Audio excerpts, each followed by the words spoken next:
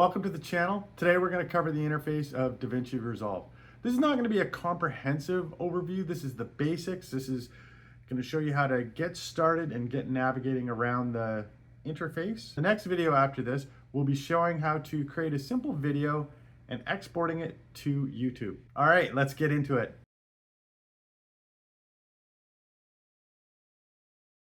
When you first start DaVinci Resolve, you're going to open up with this project screen here. And this is where you're going to be able to start a new project. And there's a couple ways to do that.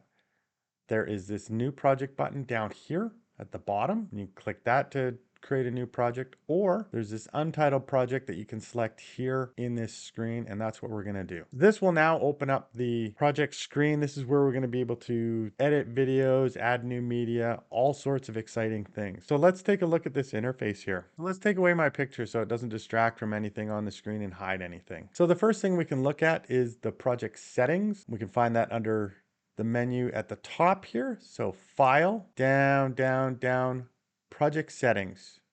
Open that up. So one of the important things that we want to see is the timeline resolution. And right now I have it set at 4K. This is the 3840 by 2160 Ultra HD. You could change that. If you wanted to do a reel or a short, there's a button here to quickly change that for you. Just use vertical resolution. You can also set the timeline frame rate. And these you can change, or you can just let the timeline determine it, and we'll see that later on. There are many other settings in here. I'm not going to go through them. I think this was the most important one to check out right now. And once you've picked your item, you can either pick save. Since I didn't make any changes, we can just cancel out of here. Another thing that we can do in the file menu, file, we can save our project. So save as. We can give it a name, because right now it's untitled project. We can instead give it a meaningful name. With DaVinci Resolve, there are a lot of keyboard shortcuts, and you can customize those to your liking. So to do that is we go up in the main menu here. So DaVinci Resolve, select keyboard customization.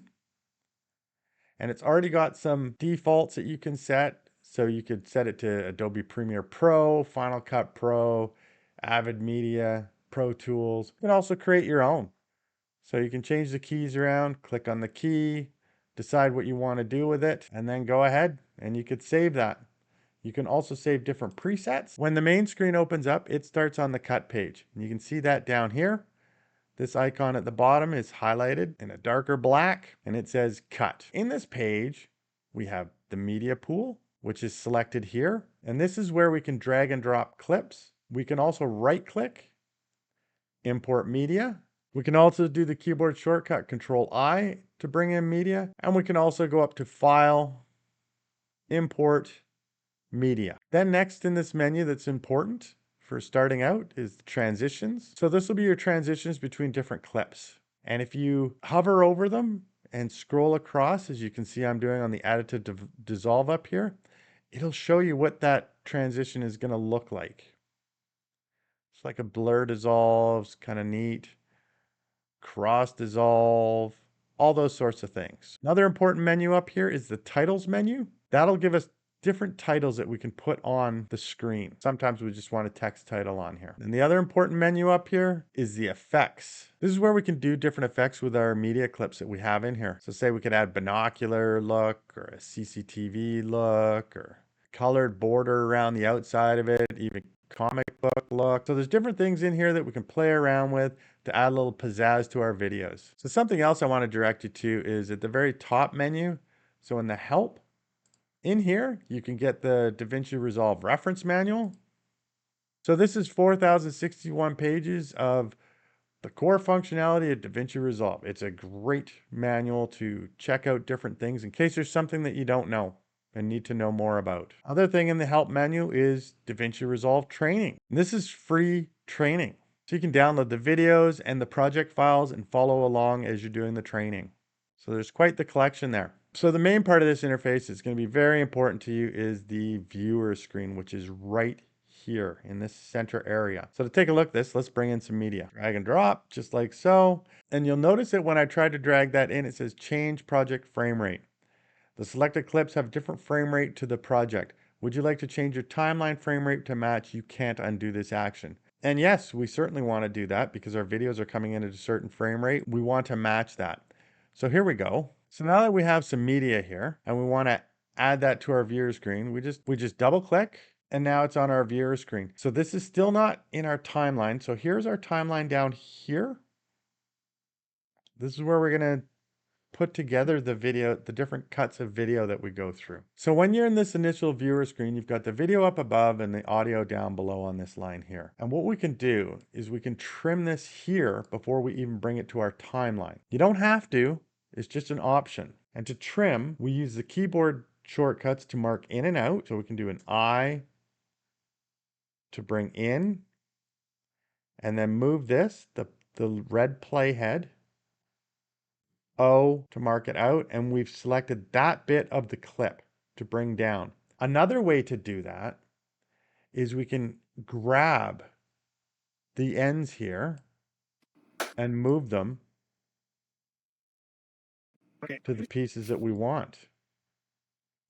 So right here, these bits here, we can make the video bigger, we can make it smaller, and trim it bigger and trim it smaller. And then we're done. So now we can just click and drag this down to our timeline. Now you'll notice there's two sort of areas down here. This upper portion is the timeline, and it gives us the full view of the complete video. So this is just one clip, but we could have many, many clips in here. And this would still show it in this one clear view here. And then you could move anywhere within your video. If it was like a 3-hour long video, you could find it. This bottom timeline view is basically a zoomed in view. Right now we're seeing about 12 seconds of this video on the lower timeline here. And this makes it a little bit easier for the fine tuning of cuts. Also, these can be used to make edits. So we could add additional clips. So let's go back up to this video that we had here. Let's add some new cuts. So I'll do an in with the I and an O selection. So now I can drag and drop this, and I can put it right at the end here. So now you see I've got a one clip and 2 clips. So down below here on actually on both timelines, you can see a V1 here and a V1 and A1 here. So these are our tracks. So a video track, you can have multiple video tracks. So say I want to bring this piece down here, I could bring it on top of the other video, and this nicely automatically creates a second video track. This top video track will be the one that plays. It will cover up everything that's below it. If you want to add something up here on the second track, again, it's gonna hide what's down below here unless you have a transparent background to your track or a transparent title. And that's what titles are. Titles are transparent. So I showed you titles before. Let me scroll over here.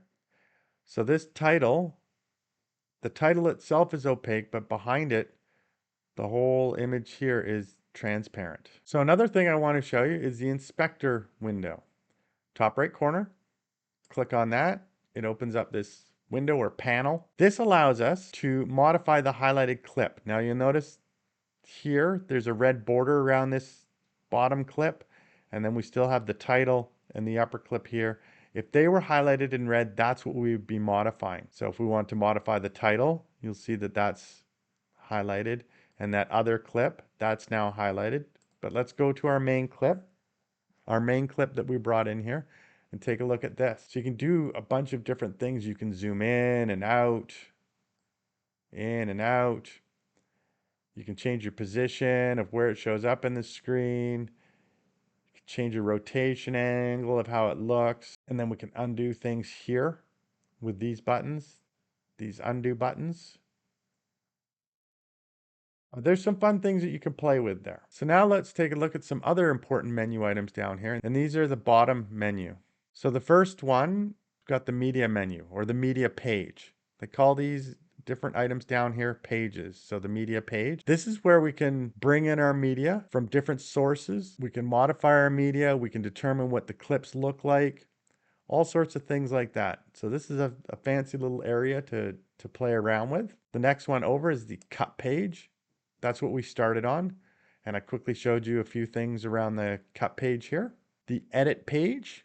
Now this edit page is very similar to the cut page, but I feel it has some more powerful tools in here for you to play around with, but it's a little more advanced to use. The timeline is different. We only have the one timeline and it's smaller.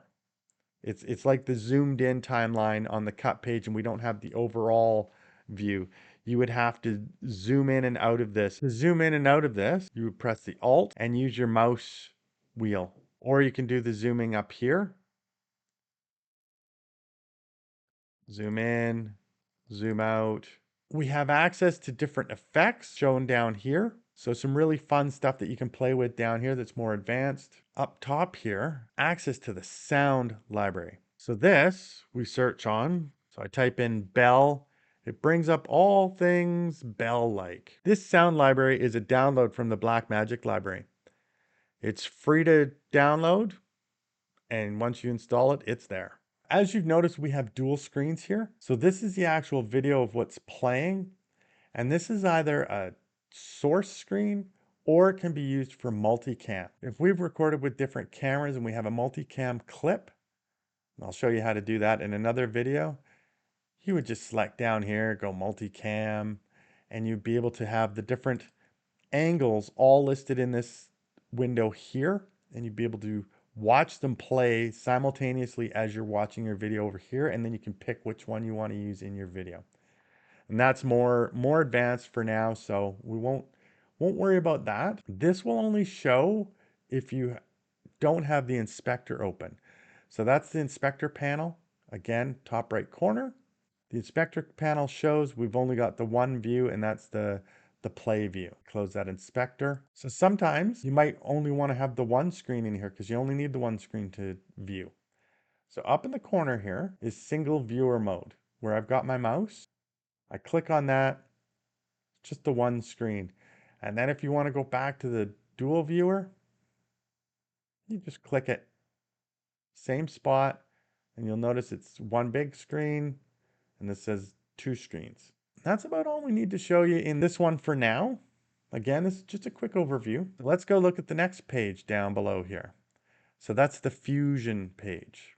And again, this has a single viewer mode and a dual viewer mode.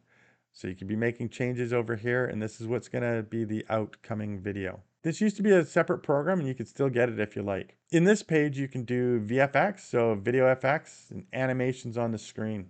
This is a very powerful place. I would caution you that if you have complex things going on here, it can slow your machine right down, even if you have a really good graphics card and lots of RAM. So then continuing on, down at the bottom, we want to look at the color page. This is where you can color grade your videos. You can do different effects such as cut a person out, make the background transparent, add what are called LUTs.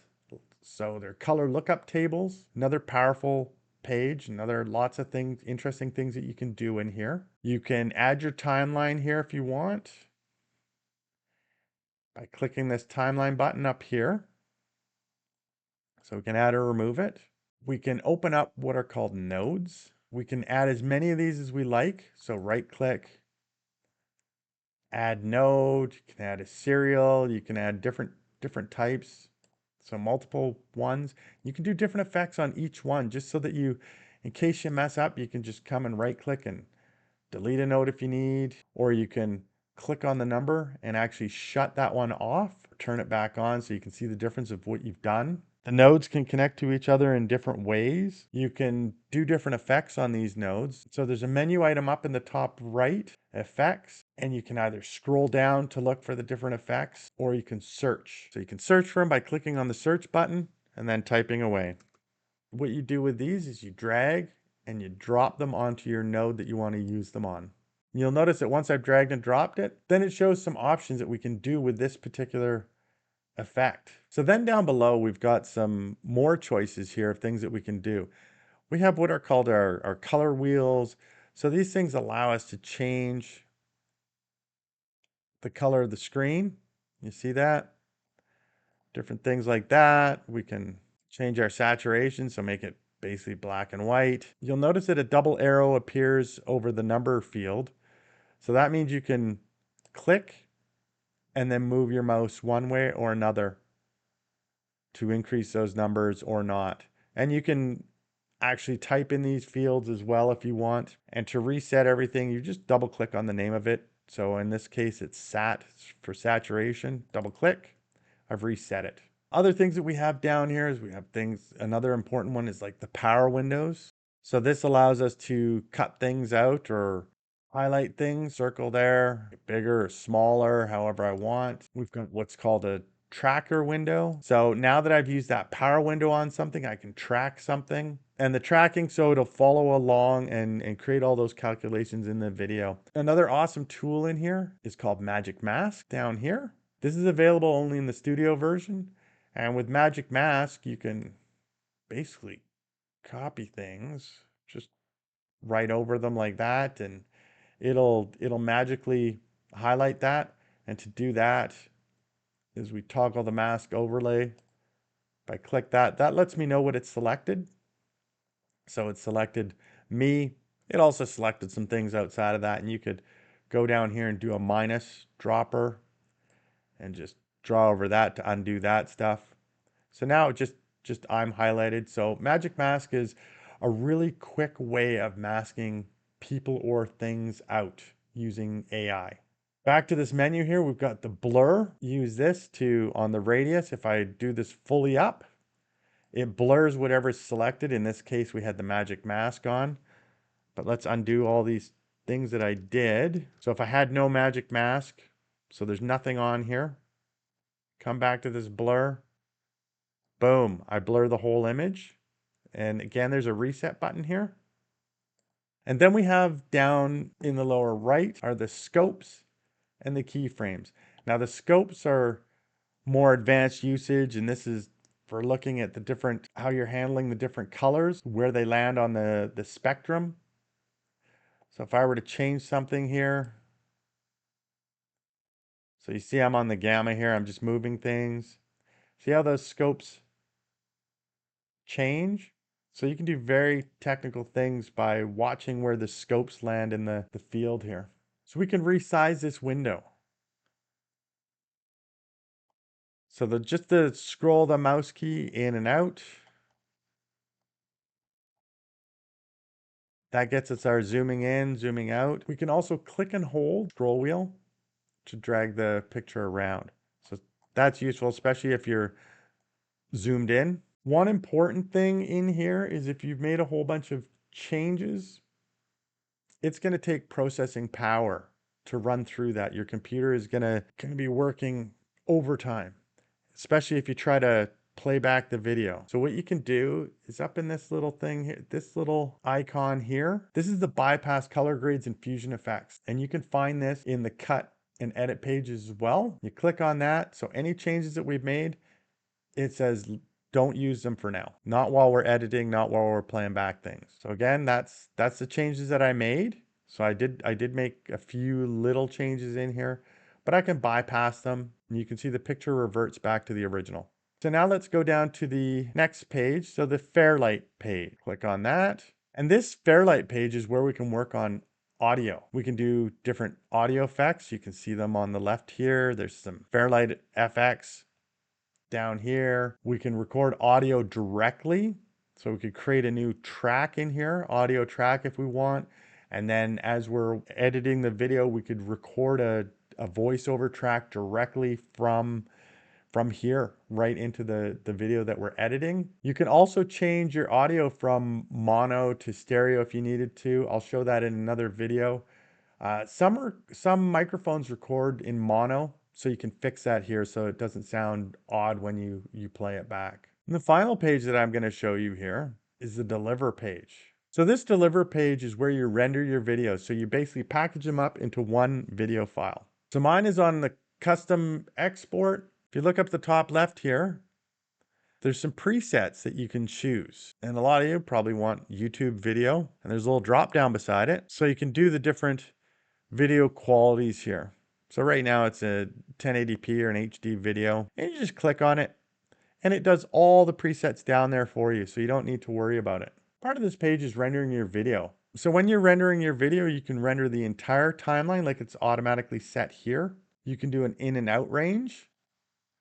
So again, we've shown that before.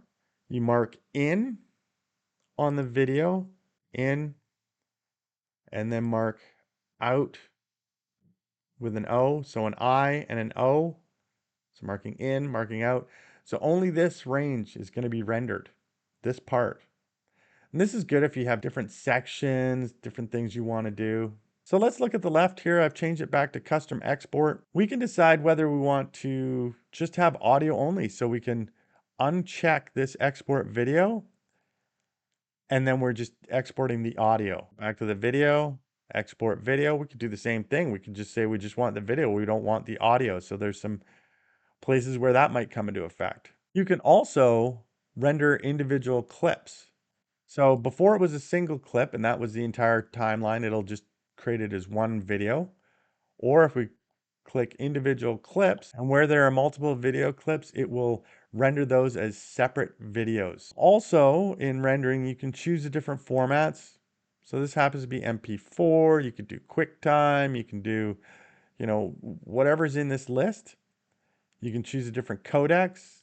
In this case, got H.264 and H.265. And there's some other selections down here that get a little more advanced. So you have full control over how you want to export and render your videos. When you're ready to render something, you want to add to render queue and then give it a name. By default, it'll try to pick the name of your timeline that you had. Save. We haven't done anything yet.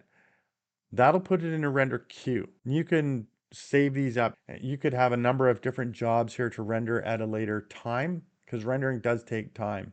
When you're ready to render, there's a button down here that says render all, or depending on what you've done, whether you've done some renders before, it might say render 1, render 2, render 3, depending on how many are in your queue here. And then we just click it and let it render away. So let's do that.